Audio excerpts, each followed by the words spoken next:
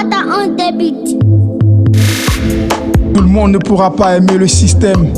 Tout le monde n'est pas N'Golo Kanté. Comme Pulchéry les mardis, tout citoyen a le droit de bailler. Le groupe sanguin ça compte, mais faut pas négliger le résus. Voter c'est bon, mais faut pas mépriser le processus. Si la loi de l'alternance se mesure au droit de vote, une démocratie sans inclusion n'est qu'une démocratie morte. Voter ce n'est pas que plonger un bulletin dans une urne transparente, crois-moi.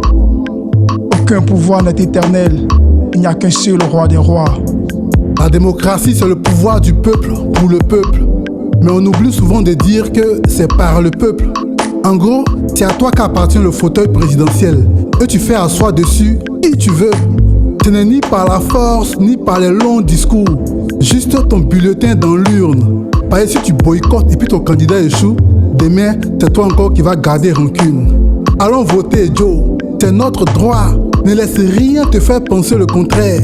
Donne toutes les chances à ton leader de gagner. En tout cas, c'est ce que moi je compte faire. Occasion loupée, c'est péché. Pour les élections qui arrivent là, et je suis trop prêt.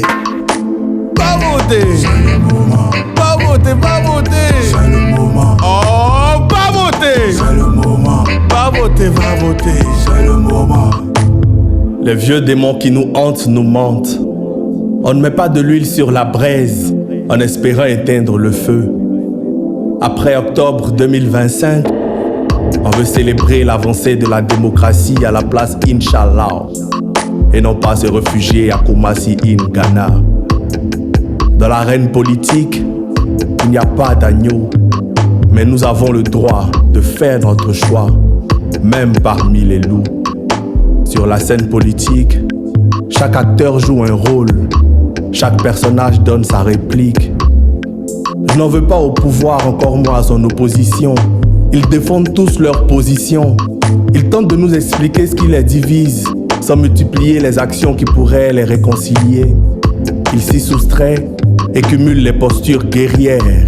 Ils montrent leurs limites dans la recherche de la paix et l'instauration d'un état de droit. Et cela de manière exponentielle. Je veux m'adresser à cette force qui ignore qu'elle en est une et que le pouvoir lui appartient, qu'elle est le vrai propriétaire de ce pays et qu'ils sont des mandataires qu'elle paie, que la Constitution et les lois lui confèrent des droits. Elle qui subit les conséquences de leurs décisions et de leurs batailles, mais qui n'ira pas crier son ras-le-bol dans les institutions, dans les rues et dans les urnes. Si on veut de la politique saine, c'est le moment. Il faut bien qu'on rentre en scène. C'est le moment. C'est le moment. C'est le moment. Le vote n'est pas un acte banal. Le vote n'est pas un droit duquel on se débarrasse.